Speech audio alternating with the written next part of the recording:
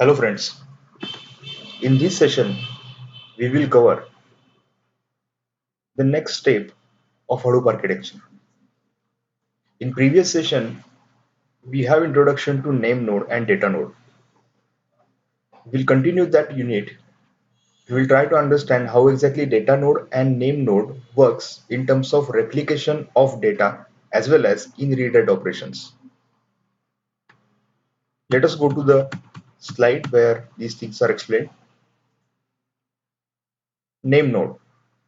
Name node is designed to store metadata for the files, like the directory structure of the typical file system.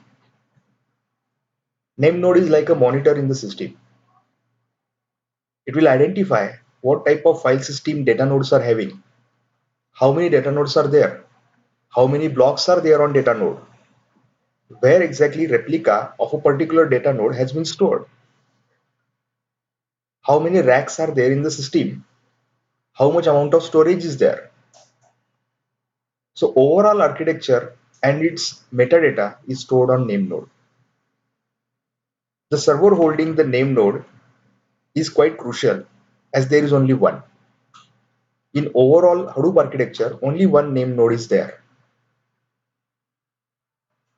In case of failure of name node, there is a secondary name node, and synchronization of both these is done by a system or a service. Its name is Zookeeper.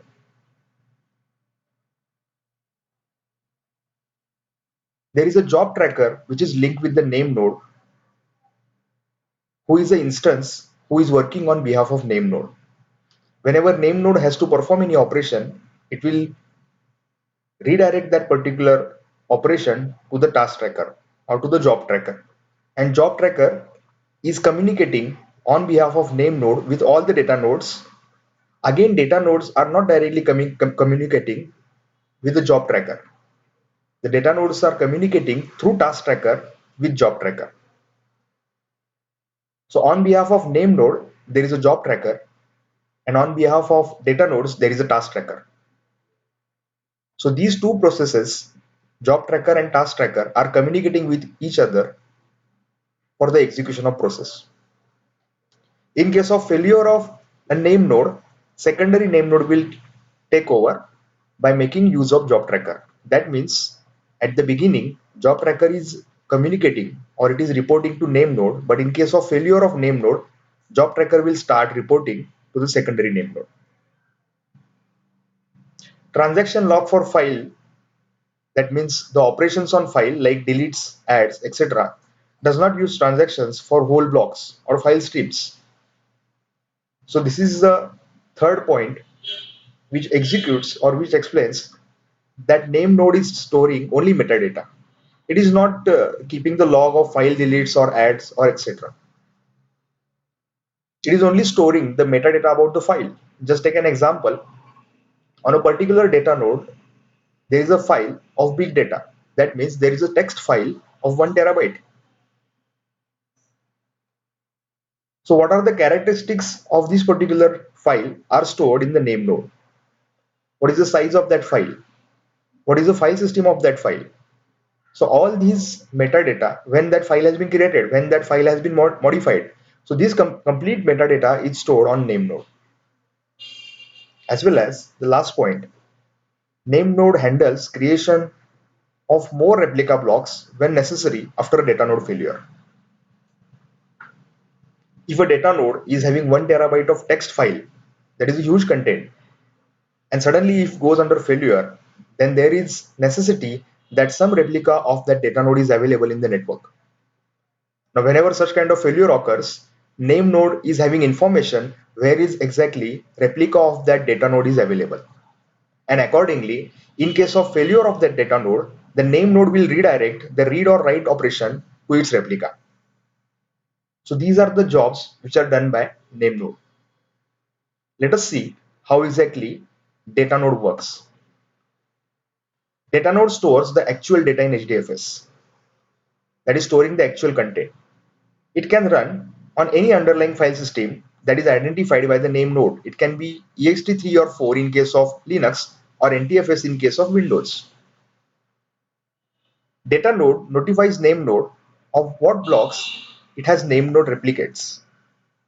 That means where exactly name node has to write the content on which particular blocks that is notified to the name node by data node in this particular process. Let us see an image and we will try to understand how exactly read-write operation happens in HDFS architecture or Hadoop architecture. Here you can find there is one name node and there is one rack and there is rack number 2.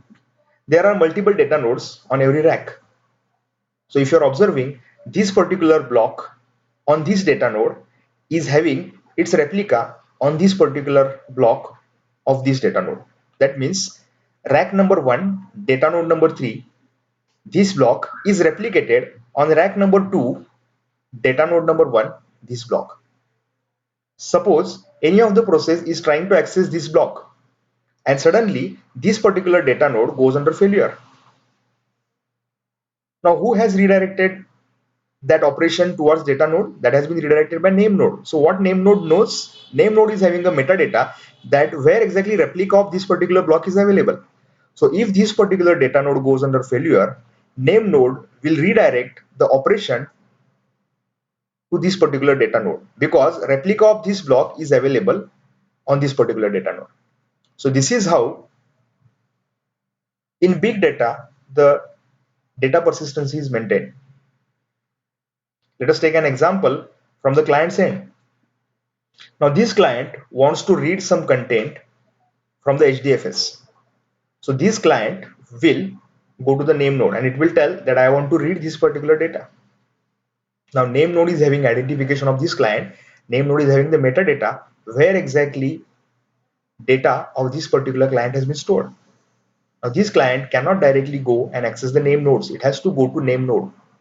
On behalf of name node, job tracker will come in the picture. Job tracker will take this metadata from the name node. It will go to this particular data node.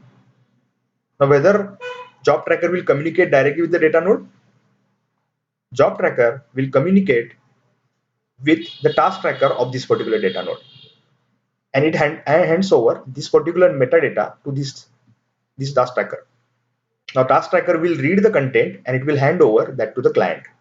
So this is how read operation takes place. The most important concern in these operations is the write operation. If we are claiming that this particular block is replicated over here, at what instance of time or at what particular time this replication is going to take place? Does it happens when actual data writing is being happened, or is it written later? That means whenever I am writing some content at this block, whether its replication is created or is it created later, that is decided completely by the name node. Consider this particular client wants to write some data. It will go to the name node and will tell that I want to write the data.